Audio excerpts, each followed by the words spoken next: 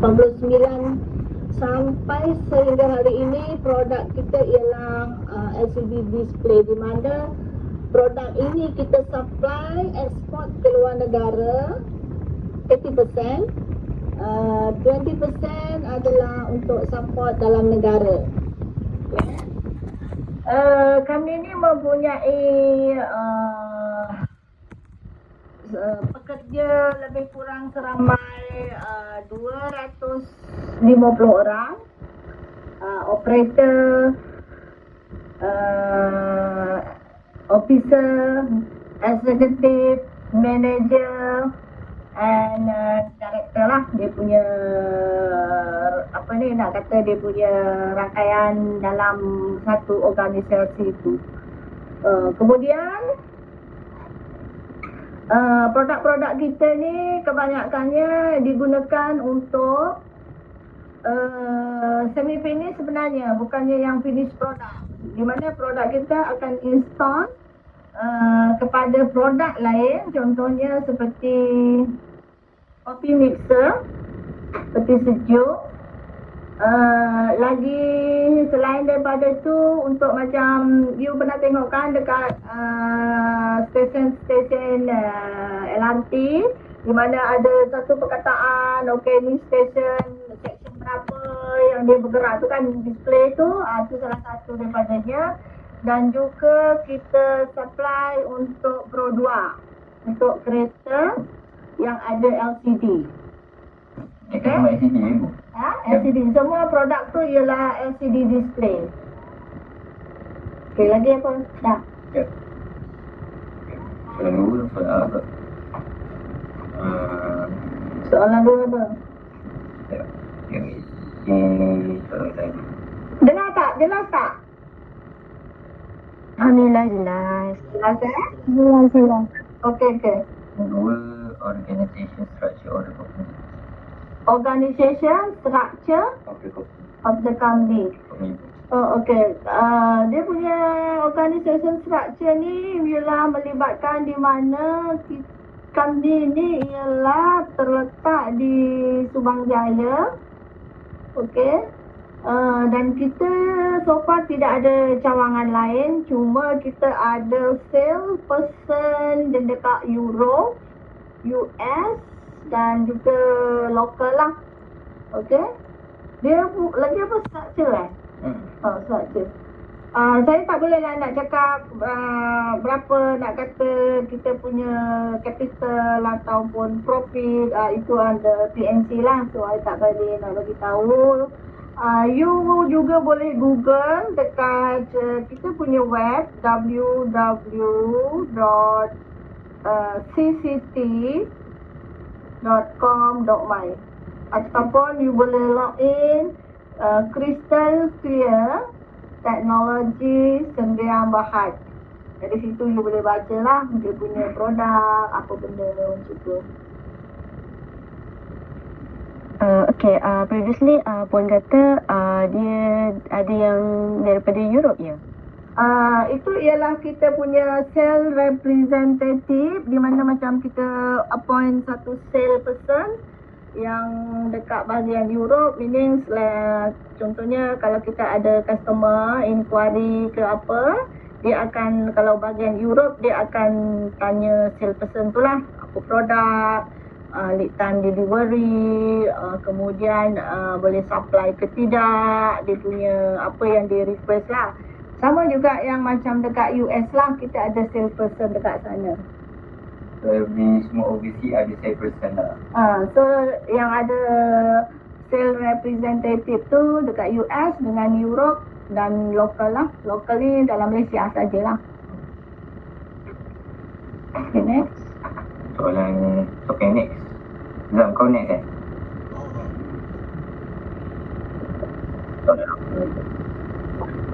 Ni dengan ni Ibu ada tahu tak background of a manager in department or top management of the company? Background? Manager in department. Background manager in department? Or the top management of the company. Okay, top management of the company. Okey, Kriteria adalah diterajui oleh seorang tok di mana dia menerajui company ni. Kemudian di bawah organisasi ni kita ada pecah-pecahkan. Ada bahagian manager yang in charge, contohnya bahagian procurement, finance,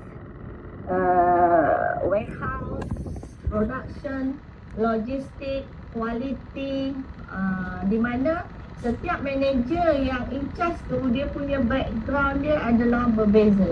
Saya ambil salah satu contoh bahagian procurement ataupun purchasing lah. Bahagian purchasing ni dia punya background dia ialah di mana dia monitoring on the department untuk membeli ataupun mencari raw material untuk produk yang akan dibuat tu. Sekiranya dia ada requirement dari customer. Contohnya customer order, I want to order this one sebanyak katakan 500,000 pieces. So apa material yang diguna? Dari situ bahagian procurement dia akan cari material yang digunakannya. Biasanya kita beli produk tu ialah dari Hong Kong ataupun dari China, di mana dia negotiate dengan supplier untuk dia communicate, untuk dia membuat order bagi barang apa yang ditempat dan juga penghantaran. Itu bahagian procurement. Bahagian marketing pula, dia punya manager marketing background dia ialah mencari pelanggan, di mana sekiranya dia dapat pelanggan, okay, dia akan bagilah, kita ada dia punya katalog. Daripada situ customer boleh pilih apa yang dia request dan dia membuat tempahan. Marketing biasanya bahagian manager marketing ni dia akan terus pergi channel information ni pergi ke bahagian purchasing untuk mencari raw material dia. Dari situ marketing manager akan membuat proses seterusnya, di mana di bawah marketing adalah ada executive, ada officer untuk memproses order tu. Contohnya daripada order tu dia akan masukkan dalam sistem, membuat order, kemudian masukkan segala information di mana bila customer sudah membuat pembelian dengan purchase order, masukkan information, dia punya quantity, dia punya unit price, dia punya amount, dia punya shipment term. Shipment term ni ialah contohnya bila customer order dan marketing dengan customer sudah bersetuju sama ada customer tu sendiri yang nak membayar dia punya shipping charges, sama ada daripada factory terus kepada customer punya factory, ataupun customer sanggup bayar daripada barang tu masuk dekat port terus kepada factory dia. Dekat sini ada 2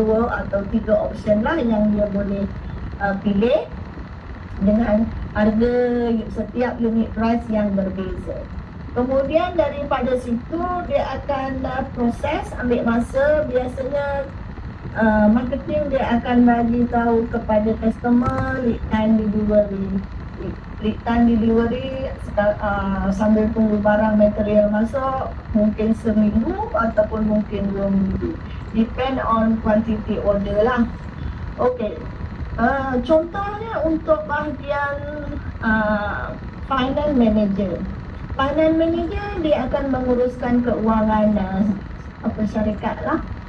Maksudnya termasuklah in out kita punya pembayaran, bayar supplier, bayar kepada apa lagi yang dia perlu bayar,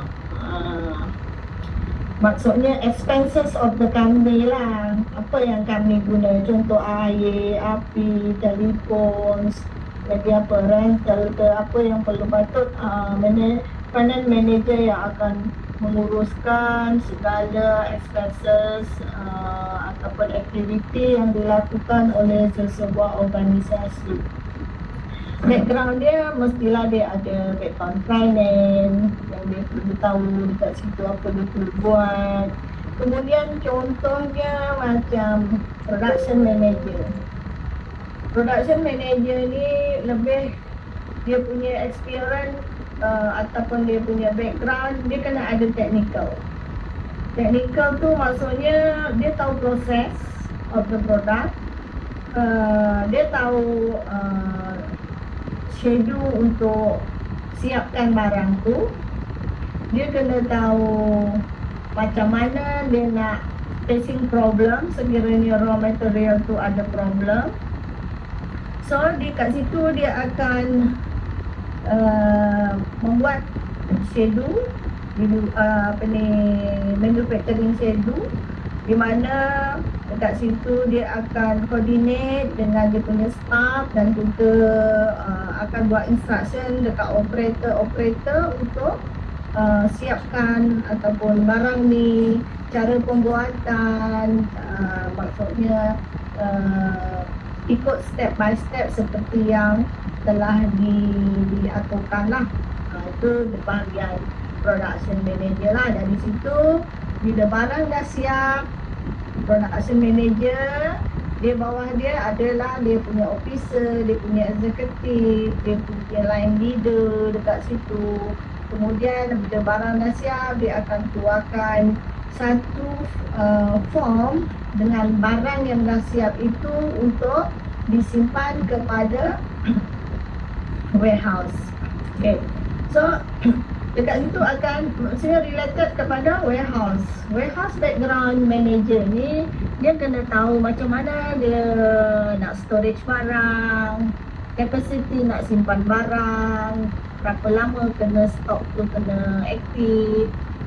Lepas tu dia kena tahu sistem, maksudnya barang apa in out dari production tu semua kita masukkan dalam sistem.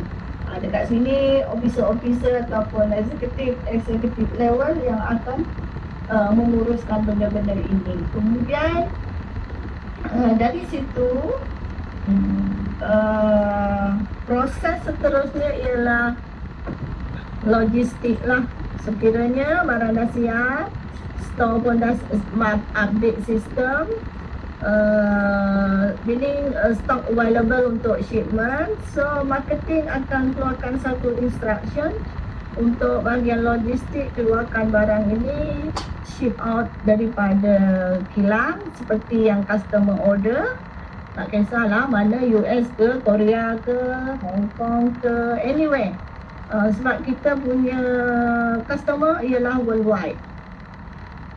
So dari situ executive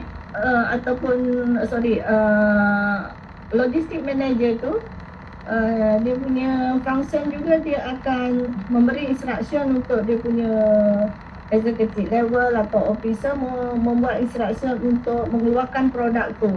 Maksudnya dari situ dia tahu nak customer nak shipment by apa, by sea shipment ke, by air freight shipment atau by courier service, depend on customer requirement lah. So daripada produk situ peranan quality manager, bahagian quality, dia akan mengeluarkan satu certificate of the product.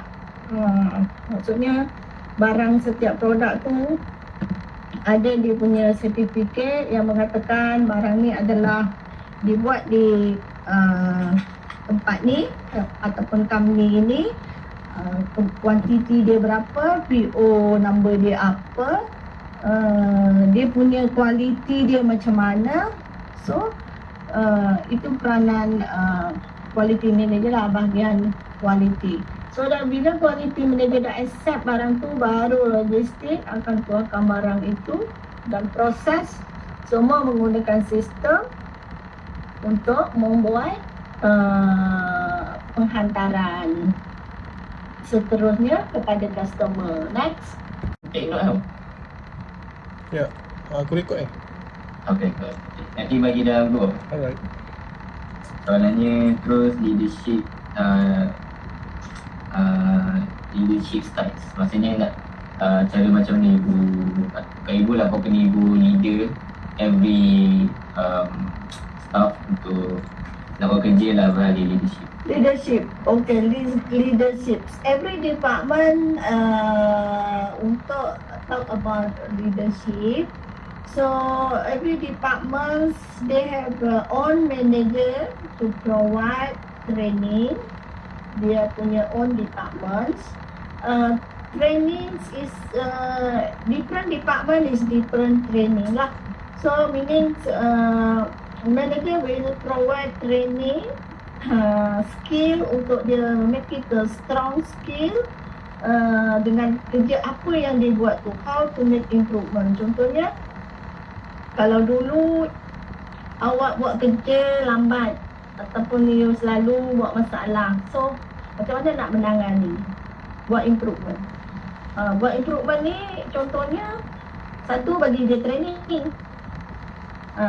Training siap dengan contoh macam mana nak buat. Kan? Contohnya kan, bagian warehouse selalu buat masuk barang, sistem dengan fizikal tak sama dalam sistem. Apa masalah dia? Maybe you tak check, you dapat dokumen dia terus key in, dapat dokumen terus key in, mesti salah lah. Maksudnya apa yang perlu improvement dekat situ, you make sure terima barang dengan dokumen match, baru you punya key in dalam sistem. Okay, itu salah satu improvement. Sebab step 1, step 2 kalau you tak guna, kemungkinan akan bermasalah dekat situ. Atau sama juga kalau lain department, contohnya marketing. Kenapa nak kata customer complain deliver lambat? Kan? Deliver lambat. Mungkin budak ni dia sama ada dia lambat ke, atau dia tak ambil kisah ke, dekat situ dah lack of kita panggil action tau. So apa yang kita orang boleh bagi, provide dia punya training. Satu, once you receive PO from customer, contoh you receive, okay, apa bukti you receive? Meaning you chop dekat PO tu, meaning tanda receipt. Lepas tu apa you perlu buat? Contohnya, lepas you terima receipt, terus key in dekat sistem. Bila you dah key in dekat sistem, benda tu akan link terus ke department lain untuk buat instruction, beli barang ke apa gitu. Lepas tu production kena tanya production berapa lama boleh buat macam tu. So dari situ, maksudnya bila kita buat kerja ikut step by step, improvement tu automatik kita guna pakai setiap hari. Contohlah. Okay. Seterusnya, experience and ethical issue handled by the leader in the organization. Lagi sekali ulang. Experience and ethical issues handled. Experience And ethical. and ethical. Ethical pula. And ethical issue. Ethical issue handled by the leader in the organization. Okay. So dekat sini kalau soalan tu apa tadi? Experience and ethical. Experience tu is very important setiap organisasi. Kalau you buat kerja tak ada experience, department tu akan weak lah. Contohnya lah, you ambil pekerja baru, you tak bagi training, kami tak bagi training, you terus suruh buat kerja. Of course, dekat situ belum, like no direction. Kan? So apa yang perlu, contohnya bagi training step by step apa perlu buat. Kemudian cara bekerja tu pun kena up to date. Tak boleh lah style malas, macam tu tak boleh lah kan. Maksudnya kita ikut follow the step. Bila follow the step, instruction follow, so tak ada isu lah. Cumanya etika kerja tu, nak kata etika kerja, everybody, semua staff yang join on this organisation mesti kena kita panggil kena agresif. Kena agresif untuk melalui proses-proses yang mendatang. Kita tak perlu tunggu kerja, kita kena maksudnya move ahead one step. Macam itulah. Barulah kami itu berjaya. Jadi saya ada soalan. Ethical issue tu, contoh ethical issue yang Puan punya company pernah facing ada tak? And we can overcome, contoh tu. Contoh Contoh dalam company. Contoh etika isu. Salah satu daripada contoh yang kita facing, bila customer bagi PO, biasanya purchase order. Bila customer contoh buat order, dia akan hantar melalui email. Contoh marketing department ada 4 orang atau 5 orang lah. 4 ni mungkin dia overlook, tak baca email, ataupun dia tak ambil kisah yang email order tu masuk. Sedar-sedar selepas seminggu ataupun selepas 2 minggu bila customer chase, kenapa I punya PO tak ada reply accept, contohlah. So dekat situ kita dah rugi 2 weeks untuk plan punya production activity. Dengan delivery plan semua dah out. Itu satu daripadanya. Yang kedua, contohnya bahagian warehouse. Kenapa selalu facing barang shortage? Contoh sistem ada 50,000, tetapi bila check physical ada 40,000. Mana pergi 10,000 tu? Kemungkinan apabila production request barang daripada warehouse tak update dalam sistem yang production minta 10,000 tu, maksudnya tak out dari sistem. Ini yang facing problem yang boleh kemungkinan menyebabkan berlakunya order raw material yang lebih, sedangkan barang tu you dah ada 10,000 tu dah ada production, tapi sebab you kata shortage, purchasing order lagi 10,000. So dekat sini maksudnya problem tu terjadilah. Ataupun kalau dari segi logistik, berkemungkinan contohnya dia punya KPI zero delivery mistake. Sepatutnya you tak boleh buat mistake masa delivery kepada customer. Boleh jadi mistake sekiranya marketing bagi alamat yang salah. Berkemungkinan sebab logistik dia akan ikut apa yang instruction dari marketing. Contohnya you must ship to this address, katakan dekat US, tapi you pergi ship dekat UK. So dah dekat situ dah lebih worse lah, melibatkan rugi shipping cost sebab customer dia tak nak tanggung cost because mistake is done by your side. Meaning dekat sini dah kita rugi, daripada nak dapat profit jadi loss profit. Itu kebarangkalian yang terjadi. Itu contoh lah, contoh mistake lah. Social responsibility activity dan year 2021 and 2022. Dia corporate social responsibility activity done by company. Tapi tahun 2021 sampai 2022 ya. Tahun 2021, 2021. sampai 2022. So our organisation is that time COVID, we no activity untuk sosial, tetapi kita cuma ada plan tapi tak jadilah. Contohnya macam mungkin kita nak buat aktiviti pergi ke lawatan rumah anak yatim, nak bantu, ataupun kita nak bagi dia support benda-benda ataupun makanan, tapi kita tak dapat menyampaikan ketika itulah disebabkan COVID dan MCO. Itu dari misalnya. COVID lah. Dari itu 2021 itu. 2021? And kan? Itu endemik. Itu pandemik tu start Masih pandemik, ya. Masih pandemik. November, December Endemik, tu. almost endemik already. Dia lah 21, 22. 21, 22 kita kan start 20 tu.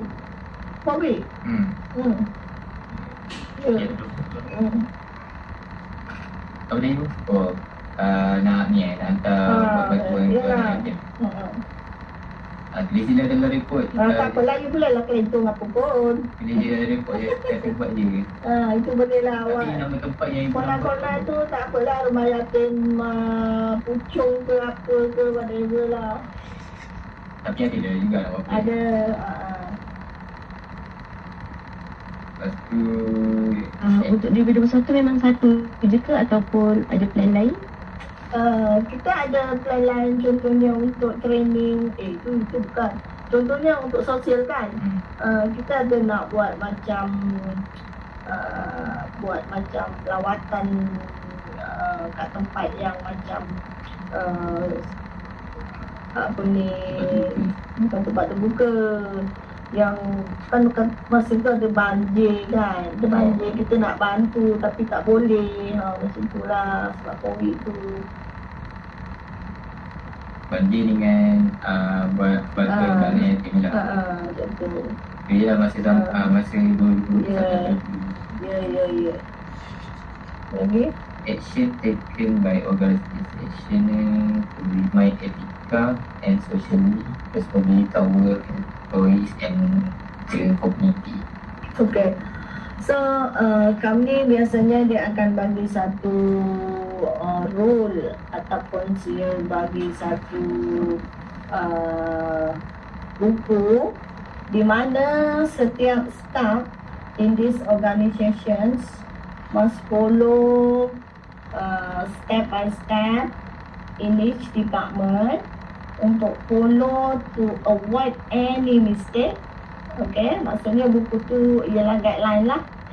Kan? Guideline apa perlu buat, apa tak perlu buat, dan kita juga ada SOP, Standard Operation Procedure, di mana SOP tu ialah langkah-langkah pertama, kedua dan seterusnya dalam organisasi itu untuk apa yang activity on each department buat setiap hari kena follow record. Maksudnya you ada records, you ada bukti, contohnya dokumen. You kata you hantar barang ni pergi ke Belgium, so apa buktinya? You ada invoice, you ada BO, you ada dia punya bill. Contoh dia hantar pakai UPS Express ke, FedEx Express ke. So bill tu ialah sebagai bukti penghantaran lah. Macam tu. Semua pekerja ataupun semua staf dekat situ tidak boleh membuat kesilapan. Maksudnya you kena ikut. Dalam SOP tu sudah termaktub di mana setiap staf mesti ikut. Tak ada siapa yang nak skip from the SOP. Kalau you skip, kemudian ada kesilapan yang akan berlaku. So meaning every staff in the organizations must follow according to SOP, di mana kami kita setiap tahun yang diaudit oleh SIRI. Maksudnya SOP yang kita buat tu, you tulis, you buat. SOP tu mengatakan dokumen step 1, step 2, step 3. Activity you betul-betul ikut. Tak, contohlah step 3, you kena ada rekod. Tapi bila kita cek, betul tak ada rekod? Ada. Contoh, kalau you kata step 3 ada rekod, dekat logbook, tapi bila cek you tak rekod, contohnya lah. So ini adalah you tak follow lah. Itu nak kata yang ditulis dalam SOP lah. Maksudnya setiap orang kena ikut lah. Je. Okay. Dan conclusion. Okey, apa saranan Puan terhadap terhadap organisasi ni, and also based on the leadership. suggestion point lah untuk akan datang. Okay. So, bagi saya saranan ini ialah pertama, in this organisation kalau setiap kami untuk berjaya, maka semua yang terlibat, tak kisahlah daripada director sampailah operator. Satu, dia bekerjasama. Kedua, ikut SOP. Ketiga, tidak melanggar peraturan-peraturan yang ditetapkan oleh sebuah organisasi untuk maju ke hadapan. Everyone must take part untuk semua mengikut apa yang diarahkan dalam sebuah organisasi untuk menuju kejayaan akan datang. Okay. Lagi ada soalan? Masih last tu conclusion lah. Conclusion lah. So you boleh log in lah dekat web tu www.cct.com.my atau you boleh google Crystal Clear Technologies dan Bakat. Dari situ you dapat info lah. Ada website dia. Ada. Okay. Lagi ada apa soalan? Maafkan saya, nak tanya. Company ni memang buat daripada A to Z lah, maksudnya dia punya barang dekat Malaysia. Barang raw material kita beli dari China ataupun Hong Kong, ataupun Singapore, ataupun dari Itali pun ada. So combination all the material tu kita fitting dekat our production lah, so become our product. Macam tu lah. Maksud produk tu jadikan daripada ni lah, barang-barang yang lain lah. Ya, betul. Daripada contohlah kalau LCD produk dia ada apa? Ada glass, ada backlight, ada IC, ada elastomer. So sama juga macam contoh you buat kek, ada tepung, ada telur, ada apa lagi, coklat ke, ada apa, macam tu lah. Maksudnya from material yang berbagai kita combine into one product, jadikan dia satu produk lah. So ada guys, ada lagi nak Support berkenaan dengan suggestion ni, Puan cakap all employees should be corporate. Okay, Puan ada tak macam suggestion untuk macam Puan kata dalam company tu ada banyak types of manager. So apa suggestion Puan terhadap leader-leader dalam management tu akan datang, selain daripada cooperation lah. Okay, selain daripada akan datang, selain cooperation, maksudnya kita work in one team. Okay, kalau kita work tak in one team, maksudnya itu kerja kau, bukan kerja aku. Itu kau punya department, bukan department aku. Maksudnya kalau kita masih macam tu, kalau kita nak menuju ke satu, susah lah. Sebab tu kita work in one family. Maksudnya work together. Kita bekerja sama, kita satu hati. Itu yang penting untuk kita sama-sama berjaya.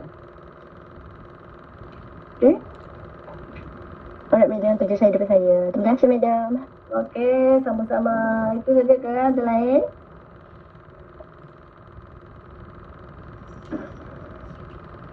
any question guys?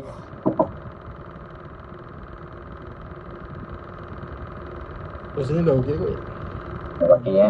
Jelas Madam terangkan. Okay, thank you. Alright guys. Thank you sebab sudi luangkan masa dengan kita orang. Okay. Thank you. Assalamualaikum. So nanti yang video